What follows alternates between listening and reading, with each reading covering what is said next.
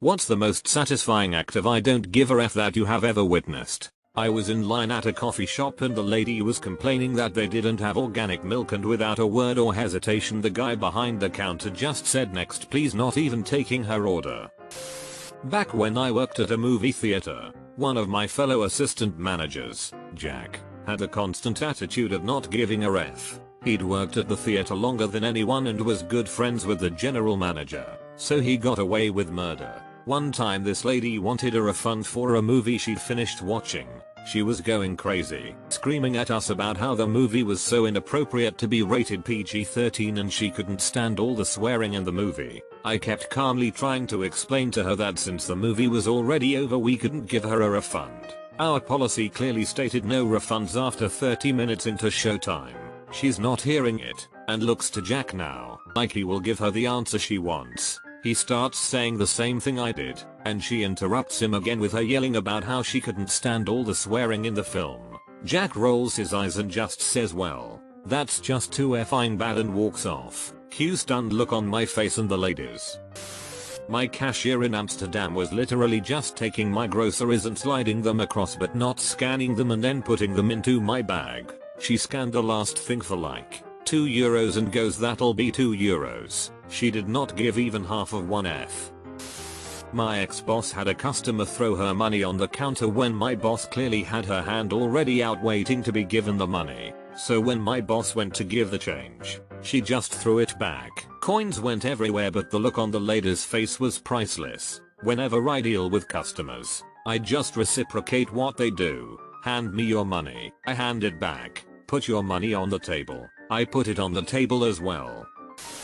I was at a restaurant recently. While I was waiting for my friends to arrive I noticed a few tables away. The lady was going on and on. I couldn't hear the exact words, but it was pretty obvious that they were having a heated argument where she was apparently scolding her and the guy was just sitting there having an occasional spoonful of his dessert. Exactly 3 minutes and he just stands up and walks away. He goes out of the restaurant, gets in his car and drives away. I was sitting at a table near the window facing the street, and the woman was in absolute shock. The look on her face was priceless. I mean, I shouldn't judge their relationship without context, but the guy sure didn't give a flying fart about what happened next.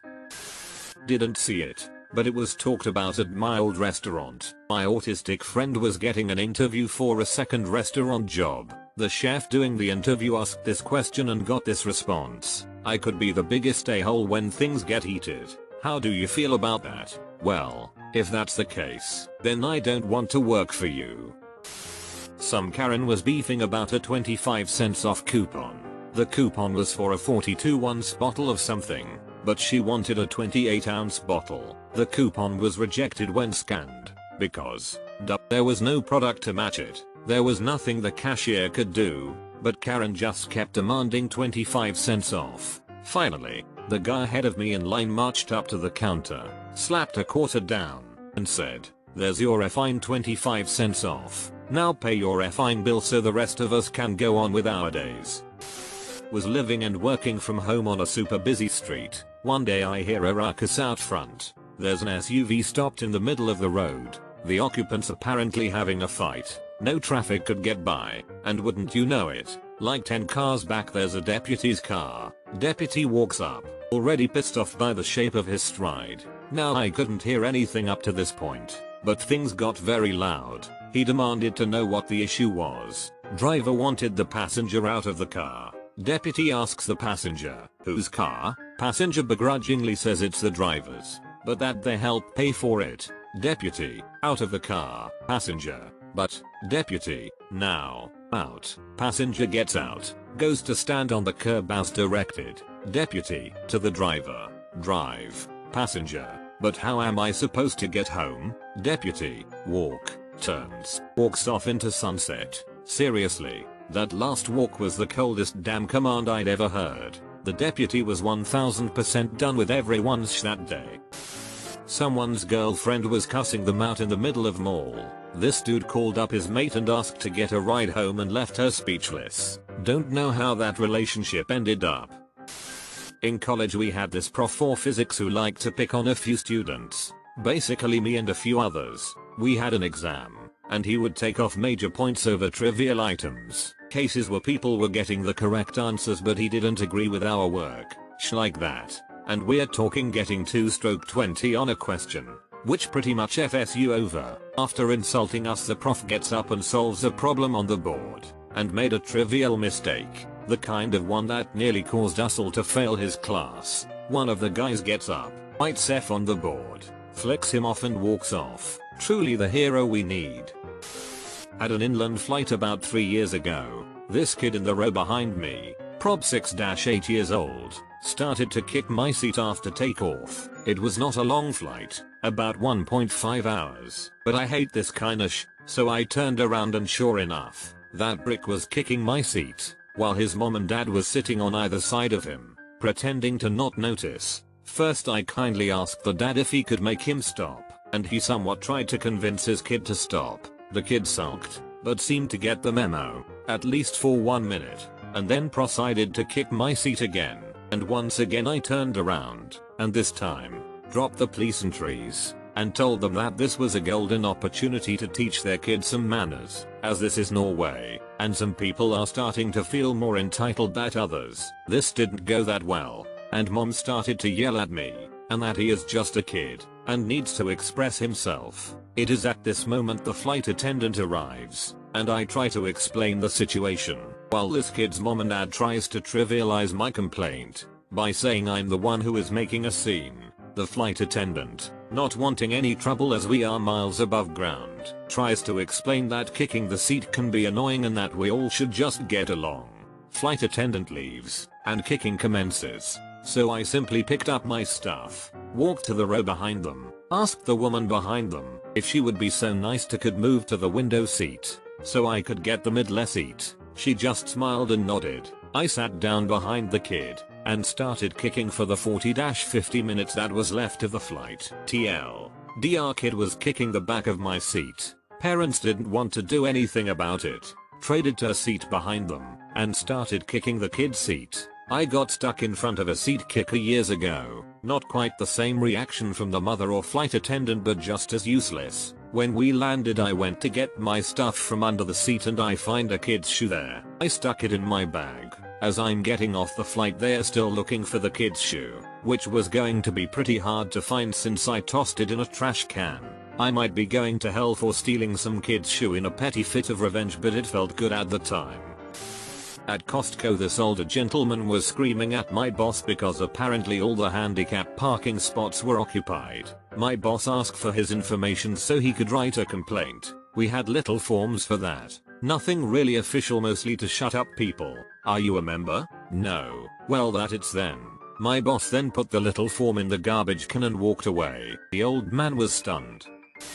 My location for work has 1k people being laid off in 5 weeks. We've basically started doing the bare minimum. We've been playing Cards Against Humanity and streaming TV shows. We do about 2 hours of work, then spend the next 7 messing around. Speaking of, I got to go. I'm hosting the next game. It was me doing it. I worked at a 24-hour restaurant. My shifts mostly were Thursday, Friday, Saturday and Sunday, 6 PM to 4 AM. The manager of the restaurant really believed I wanted his job, so he would write me up for the most ridiculous things. One time he wrote me up for a bad review from a customer, on a night that I wasn't even working. That one got him in trouble with the regional manager. Moving forward, it was a stupidly busy Saturday night. About 5:45 PM, I got into work and he met me with yet another write-up, this time for allowing the kitchen to run out of a particular item during my last shift. I didn't even do the orders, but apparently it was my fault. So, I went back to my car, took off my uniform, put on normal clothes I had in there, walked up to the kitchen counter where he was busy with the kitchen staff and some waitresses and waiters. He looked at me, told me what area I would be working that night. I looked him dead in the eye and said I don't think so. He said it again, and again I said I don't think so, this time handing him all of my uniforms. As I turned to walk out of the restaurant, he called out after me, "You can't do this. You are rostered on." I turned, pulled my height and said, "Oh honey, I can." And I just did, as I have been rostered for only 37 hours in total each week for the past 6 weeks. It is deemed I am part-time. As a part-time employee, I am only required to submit my resignation. I am not required to give you any notice. He called me about an hour later and begged me to go back. Yeah, F you mate, that's not happening. When I delivered pizza we had this older driver, prob in his 20s, who came back from a delivery and was pretty annoyed. A few minutes later the store got a phone call complaining about him. Essentially what happened was, a regular pie delivered was $11.97 and the person handed him $12 and asked for their change. He said okay, went back to his car and got 3 pennies and looked the woman in the eyes and rolled the pennies between her legs into her house and walked back to his car. One of my high school teachers was just before retirement. I remember on the day of the final exam he handed out the test papers, then sat down at his desk and read the newspaper, with it opened up all the way in front of him. He couldn't see us and vice versa. The smart girl in front finished first and just passed her paper back. It went all around the class. Not the first F was given by him on that day. One casual employee decided to stop using proper radio procedure. Instead of using his correct call sign he replied on the radio with Super John Smith, not his real name. He kept doing it all night despite dispatchers, supervisors and co-workers telling him to stop. He still works there and has outlasted hundreds of employees. I'd say his work-life balance is pretty good. I still call him Super John to this day. Bumped into an ex-GF of mine with her new fella in a restaurant. I had arrived on my own but was waiting for someone anyway. I see them and vice versa and they start giggling to themselves, probably discussing what I was doing on my own or whatever else. It was clear I was the butt of the joke. 15 minutes later my date arrives. Drop dead gorgeous 9/10 blonde. By far the best looking girl I ever dated. We exchanged pleasantries and were taken over to our table. I have never seen two people's expressions change so much in my entire life than when they saw me sit down with this girl. It was amazing. I felt like a superhero. I was once on a US military ship, having breakfast in the wardroom, officer's lounge, when the operations officer, ops, walks in. This guy was the definition of not a morning person. He's still half asleep, bleary-eyed, basically a zombie with a bagel. He sits down across from me to eat his bagel and is just barely conscious. My back is to the outboard side of the ship, and the morning sun is blazing in one of the portholes, putting a big bright A circle of light right on his barely conscious face. He's squinting and chewing and basically just remembering how to be alive for today. It's painful to watch, but then zombie ops stops chewing, slowly picks up the phone, and dials a bridge. In his well-known I'm still totally asleep voice, he says "EI, it's ops. Could you shift our barput? Yeah, 165, thanks," and puts the phone down. And then he just sits there, squinting, waiting, and then, ever so slowly, I realize that big blazing spot of sun has begun to slide off the zombie's face and onto the wall behind him. After a moment it clears his face and he blinks slowly a few times and the brilliant beauty of what I've just witnessed begins to overwhelm me. By ordering the bridge to adjust the ship's back and forth patrol by about 15 degrees, he's changed our course just enough to reposition the sun off of his face. He's literally just redirected thousands of tons of steel and hundreds of people so that he could get the sun out of his eyes while he eats his bagel. I am in awe. He slowly picks up his bagel and for a moment I'm terrified at the thought that his own genius may escape him, that he may never appreciate the epic brilliance of his laziness, since he's not going to wake up for another hour. But between his next bites he pauses, looks at me, and gives me the faintest, sly grin, before returning to gnaw slowly on his zombie bagel.